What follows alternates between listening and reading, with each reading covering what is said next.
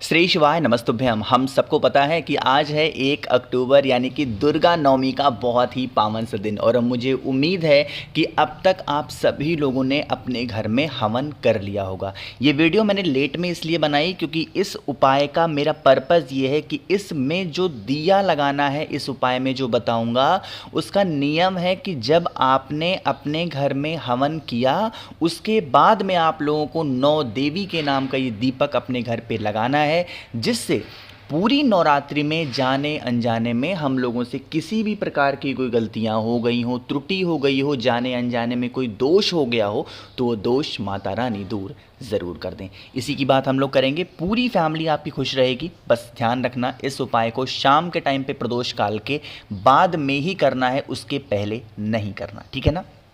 समझो, स्क्रीन पर आप लोग को एक दीपक दिखाई दे रहा होगा, दिख रहा है। सबसे पहला काम करना है, आप लोगों को इस विशेष दिन पे, विशेष तिथि पे घी डालना है। घी कौन सा होता है? गौ माता के दूध से निर्मित यहाँ पर आपको घी लेना पड़ेगा, ठीक। घी लेने के बाद में हम ये दिया लगा किसके लिए रहे हैं बताओ जल्दी से? देवी माता के लिए। मैंने एक बार नहीं हज़ारों बार आपको बताया है कि जब कभी भी दीप प्रज्वलित करने की बारी आती हो तो आप क्या करा करो, इस प्रकार से लंबी बत्ती लगाया करो। जैसे मैंने लगा दिया ना, एज सच आपको भी लंबी बत्ती लगानी है। अरे लगा दिया क्या? लग गया। चलो, लंबी बत्ती लगाने के बाद में अब हमें इस दीपक को प्रज्वलित करनी है किसके नाम से? माँ दुर्गा के नाम से। जगत जननी जगदम्बा माँ दुर्गा के नाम से आपको क्या करना है? इस दीपक को जलाना है। सबसे बड़ी बात होती है कि भैया इस दीपक को हमें लगाना कहाँ पे है। देखो, हमें खुश कहाँ करना है देवी माँ को? अपने घर में। हमसे गलतियाँ कहाँ हुई हैं? अपने घर में। यही तो होती है, हम कलश स्थापना में गलती कर सकते हैं, हम हवन करने में गलती कर सकते हैं, हम कोई भी पूजा पाठ कर रहे हैं उसमें गलतियां कर सकते हैं। भाई देखो, इंसान ही है तो गलतियां हमसे हो सकती हैं। तो क्या करना है, आप लोगों को इस दीपक को, जो आपके घर का मेन डोर नहीं होता है, लोहे वाला एक दरवाज़ा, उस दरवाजे के पास में। अब मान लो बहुत सारे लोग कहते हैं भैया हम लोग रेंट लेके रहते हैं, हम लोग रेंट पे रहते हैं, अब हम लोग नहीं ऐसे जला सकते हैं। जो मकान मालिक हैं, जो ओनर हैं, वो हमें मना करते हैं। अगर ऐसी बातें हैं या सोसाइटी में आप ऐसे रहते हो जहां पॉसिबल नहीं है कि घर के बाहर दीप प्रज्वलित कर पाओ, तो क्या करना, आप अपने घर के किसी भी एक चौखट के बाहर, ध्यान रखिएगा, दीपक जब कभी भी प्रज्वलित करो, चाहे वो दीपावली पे करो, होली पे करो, नवरात्रि में करो, अपने जितने पर्व होते हैं ना, कभी करो, कभी भी चौखट के अंदर दीपक नहीं लगाना चाहिए। कहाँ लगाना चाहिए? ऑलवेज चौखट के बाहर ही दीपक को लगाना चाहिए। बातें क्लियर हो रही हैं क्या? चलो, अब इतना करने के बाद में अब आप इस दीपक को जला देना माँ जगजननी जगदम्बा के नाम से। लेकिन दीप प्रज्वलित करने से पहले अनाज के दाने को आज आपको लेना ज़रूरी होगा। किसको लेना है? अनाज के। अनाज के दाने को दीपक के नीचे रखेंगे। दीप प्रज्वलित करने के बाद में 9 दाने किसी भी चीज़ के, अनाज के, जो 9 देवियों का रूप है उन्हीं का स्मरण करते हुए, जैसे माँ शैलपुत्री हो गई, माँ चामुंडा हो गई, माँ काली हो गई ना, माँ स्कंद माता हो गई, इस प्रकार से क्या करना है, जो 9 रूप है देवी माता का ना, उन्हीं 9 रूपों का स्मरण करते हुए एक एक अनाज के दाने को, वो अनाज का दाना गेहूं हो सकता है, वो अनाज का दाना चना हो सकता है, मूंग हो सकता है, जो भी चीज़ें खड़े अनाज में आती हैं, कोई भी चीज़ को लेकर के दीप प्रज्वलित करने के बाद में देवी माता के नाम से लगा देते हो, तो इससे आपकी फैमिली में, घर में, परिवार में कभी संकट, परेशानी, तकलीफ़ें नहीं आती हैं, ठीक है ना। चलिए भाई, आगे बढ़ते हैं अब इस वीडियो के हम लोग अपने दूसरे उपाय की तरफ, जो कि हमें करना होगा मात्र शक्कर के साथ में।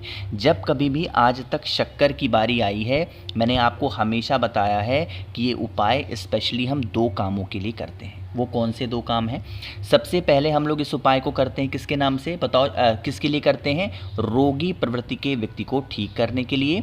दूसरा, अगर कोई भी इंसान आपके घर में कष्ट से परेशान है, यानी कि लड़ाई करता हो, झगड़ा करता हो, उसका माइंड मतलब स्थिर ना रहता हो, तो क्या करना है आपको इस उपाय को, ठीक।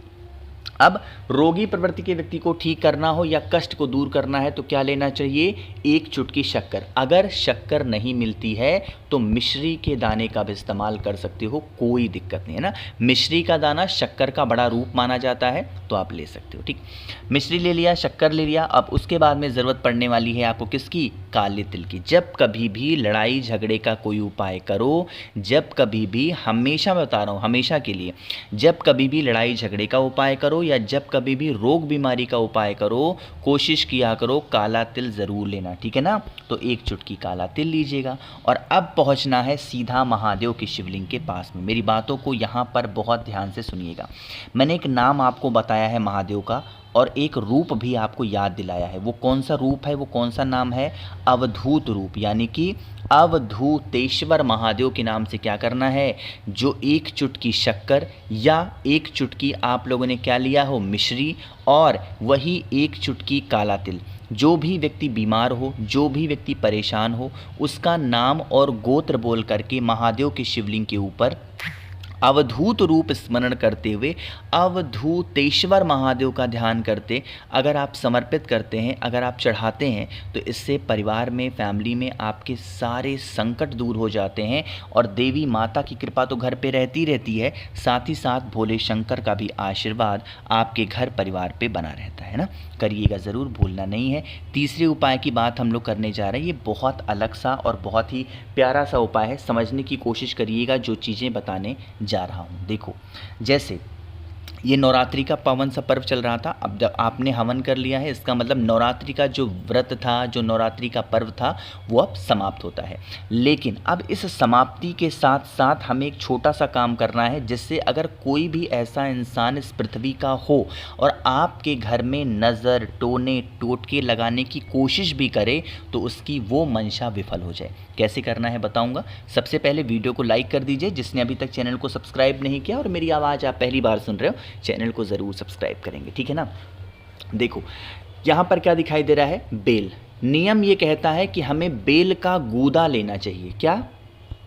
बेल का गूदा मार्केट में अवेलेबल है, हर जगह पे ले सकते हो। नहीं है बेल का गूदा, बेल पेड़ से संबंधित कोई भी एक चीज़ ले लो, कोई भी एक चीज़, चाहे बेलपत्र ले सकते हो, बेलपत्र की डंडी ले सकते हो, बेलपत्र का फल ले सकते हो। मतलब कहने का क्या है कि बेल से संबंधित जो भी चीज़ें आपके घर में ईजिली अवेलेबल हों, उन चीज़ों को ले लो।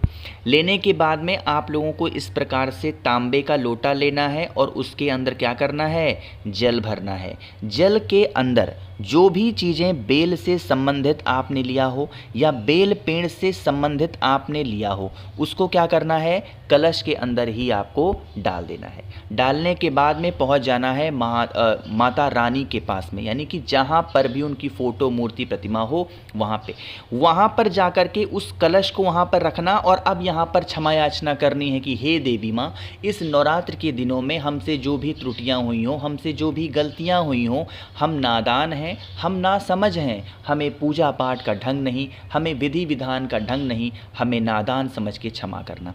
ऐसी विनती करके और फिर इस कलश को थोड़ी देर तक देवी माता के पास में ही रखा रहने दो। ठीक, रखा रहने देने के बाद में अब आप उसी कलश को उठाना। आपके घर के अंदर जो महादेव का शिवलिंग हो, महादेव ही एक ऐसे देवता हैं जिनको बेल पेड़ से संबंधित सभी चीज़ें बड़ी ही प्रिय हैं, और उस जल को फिर लेके आना और कुंदकेश्वर महादेव के नाम से चढ़ा देते हो। तो इससे आपकी फैमिली में, परिवार में किसी भी प्रकार के अगर नज़र, टोने, टोटके लगने के चांसेस होंगे या फिर कोई लगाने की कोशिश भी कर रहा होगा, तो उसकी मंशा विफल ज़रूर होगी। ठीक, एक बहुत स्पेशल और बहुत ही प्यारे से बात करने जा रहा हूँ, बहुत ध्यान से सुनिएगा। बहुत आसान सा उपाय है, चौथा उपाय है।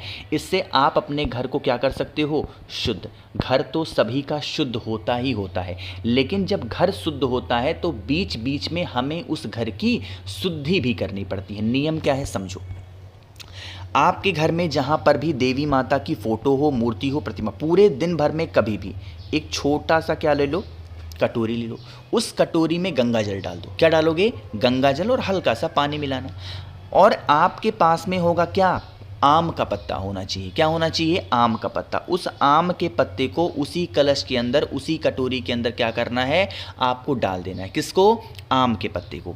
अब इसी जल को उठाना, आप अपने घर के अंदर से लेकर के बाहर तक जितने कमरे हों वहाँ पर शुद्धिकरण करते हुए आपको ऐसे उस जल का छिड़काव कर देना।